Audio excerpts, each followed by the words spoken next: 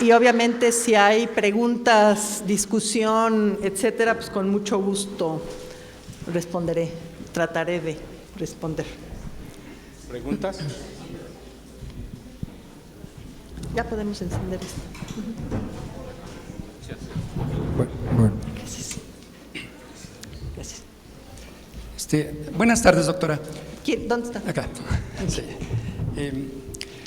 Sí, como nos señaló que ya ha ido cambiando un poco esta idea de que el origen de la ciudad lo ubicaban principalmente en el norte, y más ahora la tendencia es a ubicarlo más temprano hacia la Ciudadela, precisamente en el contexto de todos estos últimos descubrimientos que está realizando Sergio Gómez. Entonces, mi pregunta en ese sentido, y que además pues se enlazaría también con otra, es que ¿qué opinión tiene usted del hecho de que la orientación arqueoastronómica de la pirámide del Sol sea diferente en algunos días a la de la Ciudadela? Eso obviamente en arqueoastronomía tiene repercusiones muy, muy trascendentales, pero que con todo lo que nos ha dicho hoy, precisamente de esta división entre el grupo de la serpiente emplumada y los jaguares, que hubo un poco de pugna, también podría ser justamente que las ceremonias en tiempo, en cuestiones calendáricas, se ubicaban respecto de las diferentes deidades importantes para cada lugar. ¿Y qué relación pudiera tener esto precisamente con el hecho de que ya en Códice Chimalpopoca, para la época mexica, ellos pues siempre tomaron a Teotihuacán como origen? Tan es así que justamente cuando se habla del origen del quinto sol, muy al estilo mexica ya en la época colonial, pero siempre se menciona que allá en Teotihuacán fue precisamente donde empezó este tiempo cíclico que nos ha tocado vivir. Gracias. Yo no diría que la ocupación de la ciudadela es anterior al resto de la ciudad. Eso yo no me atrevería a decirlo. Al contrario, quizá lo que yo diría es que los distintos grupos, sea huyendo de las erupciones, sea convergiendo en el Valle de Teotihuacán, se establecieron en distintas porciones del valle, originalmente de manera independiente, que después la traza urbana unificó, digamos, unió, integró a un espacio urbano reticular. Pero yo diría más bien que la ocupación de la ciudadela, al igual que el sector entre la pirámide de la Luna y la pirámide del Sol, ocurrió más o menos contemporáneamente. Nosotros obtuvimos fechamientos radiocarbónicos de los túneles atrás de la pirámide del Sol, a nivel de del fondo, digamos, de nuestra estratigrafía de 80 después de Cristo, es decir, del momento de las erupciones del Popo. Quiere decir que una vez que están huyendo de esas erupciones, hay una actividad constructiva muy amplia en el valle para albergar a esta población y que está huyendo y que llega a un valle ya ocupado por aldeas, ¿verdad? Entonces empieza a haber una actividad constructiva muy amplia, porque también hay fechamientos de 80 después de Cristo en la pirámide del Sol. De tal manera que 80 después de Cristo arma un poco el diálogo de qué pasa con el Popo y el movimiento de gente hacia el Valle de Teotihuacán y el inicio de la actividad constructiva.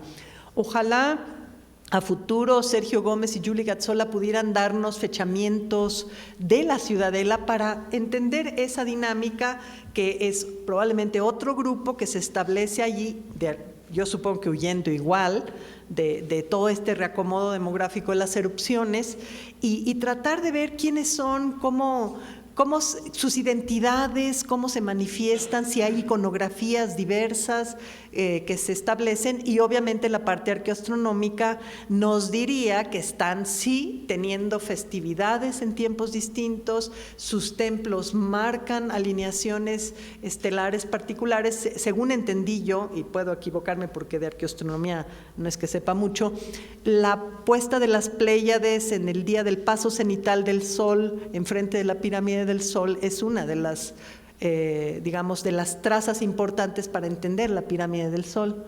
Si eso fuera así, el paso cenital del Sol es el inicio de la época de lluvias. La pirámide del Sol está dedicada al dios de las tormentas. Eso es clave para entender ese monumento. Habría que ver qué pasa en la ciudadela. Doctora, Sí, buenas tardes. buenas tardes. Bueno, según lo que nos acaba de explicar, se contrapone un poquito con lo que nosotros ya sabíamos de Teotihuacán, de que siendo una ciudad del clásico, el gobierno era teocrático. Pero al decirnos usted que está dividido en varios barrios de diferentes procedencias, bueno, uno se pregunta, ¿cómo se podría haber ejercido un gobierno siendo de diferentes orígenes, siendo de diferentes costumbres, sin el poder de los militares? Porque usted decía en algún momento que tal vez simplemente el tránsito de las personas pudo haber estado controlado en casetas. Pero Bueno, ¿cómo ese nos es el profesor imaginamos? Cabrera, Ajá. que está encontrando esos datos. ¿Cómo nos imaginamos el control de una ciudad tan diversa, tan grande, sin la participación importante de los militares? Entonces mi pregunta sería, ¿qué papel jugaron los militares para ejercer el poder en Teotihuacán? Sí, vamos por partes. Yo nunca no ahora, y quizá antes mi duda era cómo vemos, sí, gracias, a los militares detrás del dato arqueológico. Yo lo que siento es que los militares los veo claramente representados en los centros de barrio. O sea, yo en Teopancasco los tengo representados, tengo el sector donde están ubicados, tengo niños enterrados con iconografía militar, es decir, iban a ser militares y murieron. Es decir, sí los veo, pero yo entendía más en el centro de barrio que son como la guardia del barrio. Es la policía del barrio, digamos, ¿no? Y en las caravanas que ellos, digamos, acompañan para traer los recursos suntuarios de Veracruz hacia Teotihuacán a través del corredor de sitios que el profesor García Cook propuso en Tlaxcala, esa guardia funciona como verdaderos militares, va protegiendo la caravana, ¿verdad? Si hay algún conflicto, pues actúa, ¿no? Entonces, lo que yo siento, y respondiendo a su pregunta, los grupos foráneos están en la periferia. En los centros de barrio teotihuacanos hay mano de obra multiétnica, pero está la Casa Noble Teotihuacana de cada barrio a la cabeza, con su guardia militar. Entonces, ¿cuál es el papel de los militares? Asegurarse que la participación de estos otros grupos étnicos sea en el barrio, acotada al barrio, haciendo el ritual y los movimientos de bienes para el barrio y no para toda la ciudad. ¿Cuál sería la participación de estos grupos en el cogobierno? Esa es una pregunta muy importante, porque finalmente si nosotros llegáramos a encontrar a los cogobernantes, sería muy interesante ver si en esa participación del cogobierno alguno de ellos no procede de otro grupo étnico. Es decir, se les dé cabida en el cogobierno también, a través de una voz, por ejemplo. Entonces, su pregunta es muy pertinente. Yo creo que el tener un cogobierno aseguró que no hubieran golpes de Estado en una ciudad que era multiétnica, con 125,000 personas, a nivel gigantesco, para tiempos preindustriales. El cogobierno pudo haber asegurado que no hubieran golpes de Estado. Pero la clave sería ver si entre los cogobernantes alguno de ellos no provenía de otro grupo étnico. Y entonces sí se aseguraba de que esas distintas voces, inclusive los otros grupos étnicos, estuvieran participando en el gobierno de Teotihuacán. Pero necesitamos encontrar a los cogobernantes. Dicho sea de paso, hay 3 posibilidades para encontrarlos. Si provienen de los sectores, como yo propongo, en cuanto a que los linajes codirigentes son de 4 sectores, esos cogobernantes tienen sus propios palacios en los sectores. Una posibilidad es que estén en sus sectores. Una segunda posibilidad es que estén enterrados en Xala, que es el palacio de gestión, uno de los posibles palacios donde ellos se reunían a decidir sobre razones de Estado. Y una tercera posibilidad es que estén en la Pirámide del Sol, que es el templo estatal con la deidad que rige el sistema político de Teotihuacán. Por eso el monitoreo de la Pirámide del Sol es importante, para descartar la posibilidad que no estén en la Pirámide del Sol. Adelante, Arturo, tú querías enseñar. No, simplemente estas son imágenes, mientras le siguen preguntando a Linda. Logramos la conexión y estos son las señales de muones que están cruzando en este momento por la Pirámide del Sol.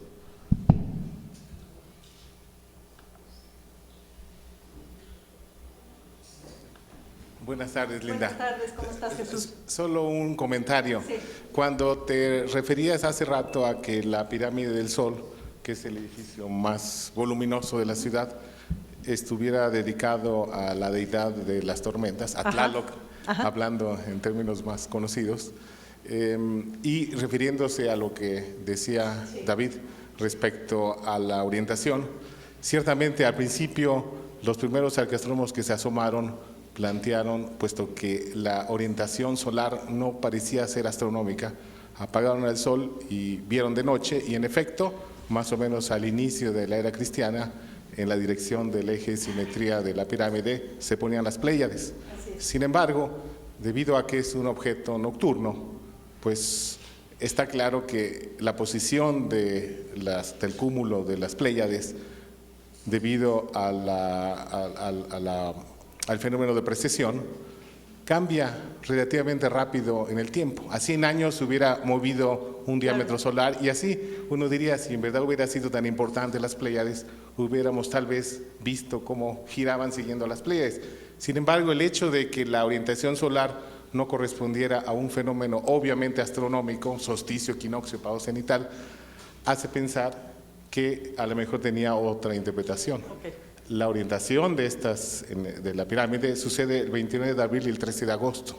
Y esto astronómicamente no tiene mayor significado, al Sol no le pasa mayor cosa en esos días. Sin embargo, conociendo la estructura que pensamos prevaleció en toda Mesoamérica por mucho tiempo del calendario, cómo organizaban el sistema dual de la medición del tiempo con un Shupowali y un Tonalpowali, sabemos claramente de números que definen el sistema. Entonces, el Sol, a diferencia de objetos nocturnos, es bastante más lento su cambio. O sea, en 2000 años se ha movido una tercera parte del diámetro solar, a simple vista no lo notaríamos. Es decir, si nos subimos a la pirámide del Sol y observamos durante un año todas las puestas, a partir de estas dos alineaciones, vamos a ver que estas fechas, lo peculiar que tienen es que parten el año en dos porciones de número de días, entre el 29 de abril y el solsticio de verano, su posición más extrema en el horizonte poniente, 52 días, otros 52 de regreso al 13 de agosto, e ida al extremo sur en el solsticio de invierno en diciembre y regreso al 29 de abril del siguiente año, son 260 días. O sea, aquí la idea era darle un elemento simbólico adicional, además de lo mucho que pudo haber tenido la pirámide en sí, como para mostrar que la gran estructura y en sí la ciudad, porque tiene la misma orientación el eje este-oeste de la ciudad, como para mostrar que la ciudad estaba acorde a algo tan fundamental para Mesoamérica como es la cuenta del tiempo. Claro. Además, hay una cosa muy curiosa, cuando te referías hace rato al pavo cenital, resulta que los muchos colegas que han medido la pirámide, pocos han notado de que el famoso adosado de la pirámide del Sol, que se ve muy feo porque uno está chueco, esa orientación de ese elemento está señalando, sí, el paso cenital del Sol, la puesta en el día del paso cenital del Sol, como diciendo, aquí también está a través de la orientación la lluvia. Así es. Por otra parte, Tere Uriarte ha demostrado que mientras Tlaloc se acepta en general como el dios que rige las lluvias, el trueno, los rayos, ella ha demostrado que también está asociado al completamiento de periodos de tiempo, es decir, el calendario también anda detrás o acompañando a Tlaloc. Claro. Por lo tanto, creo que aunque de diferentes visiones, estamos hablando de lo mismo, o sea, exaltar la importancia del calendario, puesto que esta orientación aparece mucho antes que en Teotihuacán, en otras partes de Mesoamérica y mucho después. Sí. O sea, esto no lo la decisión hacia dónde orientarla no fue invención de los teotihuacanos. Yo creo que ellos la adoptaron para mostrar que ellos tenían también el mismo interés de que el calendario, algo tan sagrado, está ahí presente. Bueno, un poco esta última idea que tú planteas me hace ver que hay un elemento más para hacer competir a la pirámide de la serpiente emplumada con la pirámide del Sol. El doctor López Austin, el doctor López Luján, el doctor Sugiyama y el profesor Rubén Cabrera han propuesto que la pirámide de la serpiente emplumada de alguna manera materializa el tiempo sagrado, el calendario ritual, es decir, que cada una de estas posibles facciones no solo está reclamando para sí un eje del mundo con su inframundo, un espacio sagrado, etcétera, sino probablemente el control del tiempo sagrado. Es decir, cada una de estas dos moles está ligada, si lo que me acabas de decir se pudiera aseverar sin duda alguna, al tiempo sagrado también. Aquí hay un problema gastronómico, por cierto. La diferencia entre la orientación de la pirámide del Sol, que es básicamente 15 grados de medio a la derecha del punto poniente, en la pirámide de Quetzalcóatl difiere por 1 grado. Entonces, estas fechas, esa desviación se traduce en 4 o 5 días de diferencia. Claro. Para la pirámide de Quetzalcóatl nadie ha podido entender por qué esa diferencia. Sí. Lo que sí se reconoce en muchas regiones de Mesoamérica es la de la pirámide del Sol, Claro. pero allá no sabemos, ¿no? Claro. Pues muchas gracias.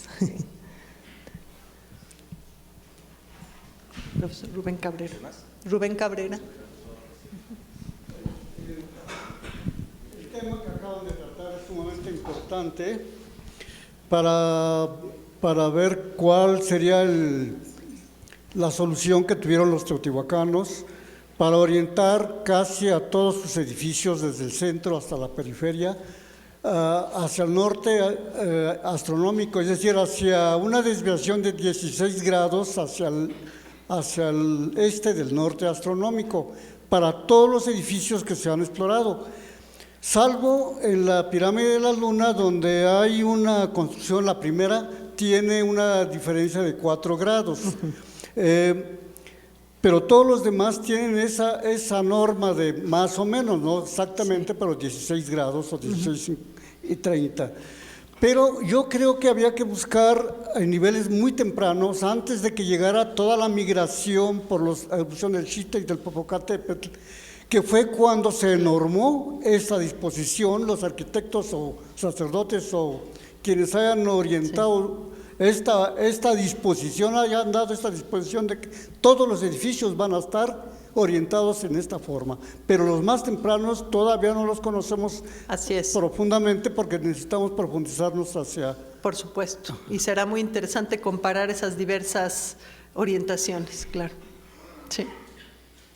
Bueno, pues si no hay otra pregunta, pues les agradecemos mucho. ¿Sí? Hacer una aclaración sobre lo que estaban viendo en la pantalla.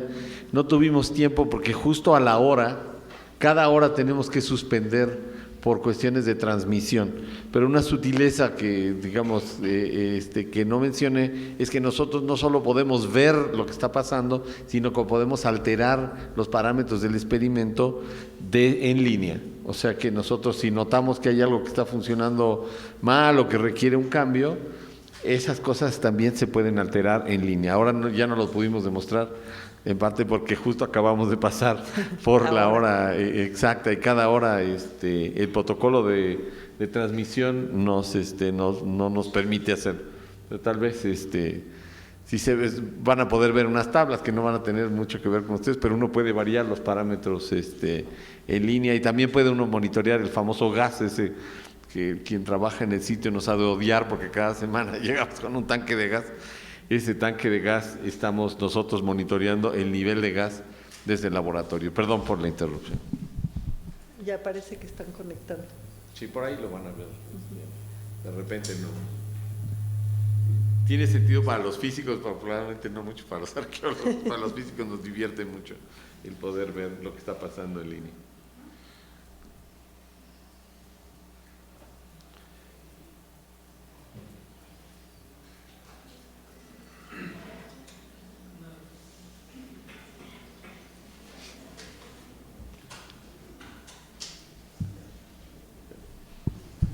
Esto es lo que estaban viendo hace un rato, que son los pulsos en el osciloscopio que tenemos, pero detrás de esto debe de estar ese panel de control en donde aparecen los voltajes de las 6 cámaras.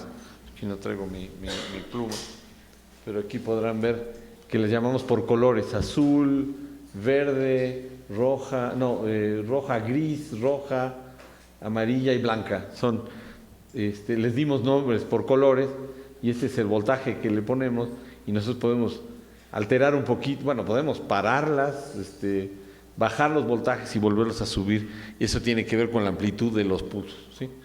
Y tenemos otra computadora en la parte externa del sitio, a la entrada del túnel, de donde nosotros estamos monitoreando el nivel del gas. Ahí no podemos cambiar los flujos porque están fijos, pero se ven ahí los tanques de gas. Bueno, perdón, aquí se va a conectar y van a ver de pronto un monitor de gas, eso es lo que quiere decir. Bueno, pues muchas gracias nuevamente al doctor Arturo Menchaca, a la doctora Linda Manzanilla. Y pues con estas dos excelentes intervenciones llegamos al final de este ciclo de conferencias magistrales celebradas en conmemoración de los 100 años de investigaciones en la Pirámide del Sol en el marco de las celebraciones del centenario de la zona arqueológica de Teotihuacán. Han sido 3 sesiones realmente extraordinarias y muy productivas, donde sin lugar a dudas se han cumplido todas las expectativas con las que se inició este ciclo de conferencias. La participación de los reconocidos especialistas que compartieron con nosotros sus conocimientos y experiencia, tanto en conferencias magistrales como en sesiones de preguntas al final de las mismas, nos dejan una comprensión precisa y objetiva de la trascendencia que ha tenido esta obra arqueológica a lo largo del tiempo, y a través de distintas especialidades como la arqueología, la arquitectura, la iconografía o la física, pudimos conocer un panorama general de la historia, características y significación de la Pirámide del Sol dentro de la cultura teotihuacana, así como los avances y nuevas investigaciones en torno a este monumento. El desarrollo de este ciclo de conferencias, por otra parte, resultó también sumamente satisfactorio por la favorable respuesta que tuvimos de su parte, misma que refleja en todo momento el interés de todos ustedes que asistieron con la mejor intención de conocer, de aprender de los expertos y en muchos casos de intercambiar también opiniones. Es por ello que los felicito y los invito a que aprovechen al máximo y difundan todos los conocimientos, toda la información que se llevan de su asistencia a estas 3 jornadas. Por todo lo anterior, externo nuevamente nuestro reconocimiento al Instituto Nacional de Antropología e Historia, a la Coordinación Nacional de Arqueología y a la Dirección de Medios de Comunicación del INAH por su valioso apoyo en la realización de este evento. A la dirección, la Secretaría Administrativa, la Secretaría Técnica y al personal de la Zona Arqueológica de Teotihuacán por todas las facilidades brindadas. A Comunicación Educativa, a los chicos de Servicio Social que nos apoyaron y al comunicador educativo Ricardo Martínez Moreno por su colaboración en la concepción y organización de este ciclo de conferencias y a todos los compañeros que forman parte del Centro de Estudios Teotihuacanos por su siempre entusiasta e imprescindible esfuerzo. Al doctor Menchaca, a la doctora Manzanilla y a todos nuestros conferencistas magistrales un agradecimiento muy especial, ya que obviamente su presencia fue pieza clave en el éxito de este evento. Y nuevamente a todos ustedes por su valiosa presencia esta tarde y durante todo el ciclo de conferencias. Muchísimas gracias.